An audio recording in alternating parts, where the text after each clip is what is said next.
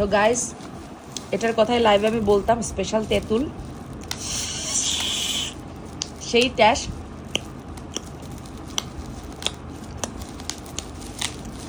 সেই ট্যাশ, এটা আমার আম্মা তেঁতুল খাইলে, টক খাইলে একটা শব্দ করতো, সেটা আমি পারি না করতে।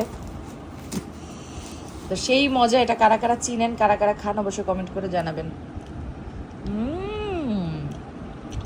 Amazing, amazing, amazing. পূর্ণিমার জামাইয়ের মতো বললাম, অ্যামেজিং, অ্যামেজিং, অ্যামেজিং।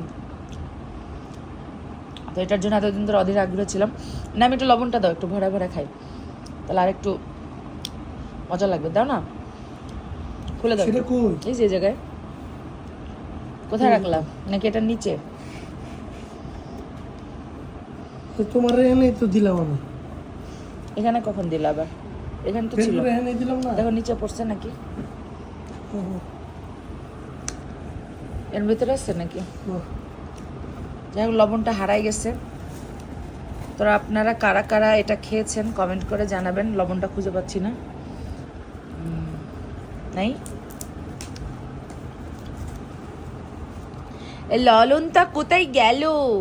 তোমার এই হাঁটুটা সরাও দেখি। এটা অনেক মজা, অনেক তৃপ্তি,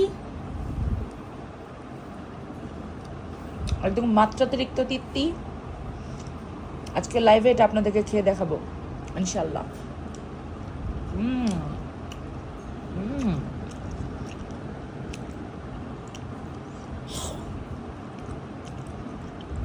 তেঁতুলটা কারা কারা খেয়েছেন কমেন্ট করবেন, আর কাদের জিভ অলরেডি পানি চলে আসছে সেটাও কমেন্ট করে জানাবেন। খাবার নাই কখন? আমরা এটা মরিচের গুঁড়া লবণ মাখিয়ে তারপরে খাই। দেখেন অলরেডি আমার খাওয়া সারা হয়ে গেছে। এত মজা, উফ। এটা অনলাইন থেকে অর্ডার করছি এটা, তো আপনারা সবাই এটা খাবেন, সাজেস্ট করলাম। অমৃতের স্বাদ পাবেন, বুঝছেন?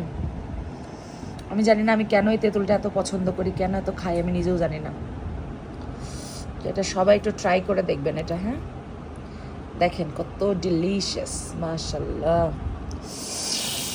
উফ, এটা আমার আম্মা পেলে সেই মজা করে খাইতো, মাশাআল্লাহ। এটা আমার নাইমও অনেক ভালো খায়, আমার হাজব্যান্ড। তো যাই হোক, আপনারা কমেন্ট করে জানাবেন কেমন লাগলো। ভালো থাকবেন, সুস্থ থাকবেন, আল্লাহ হাফেজ।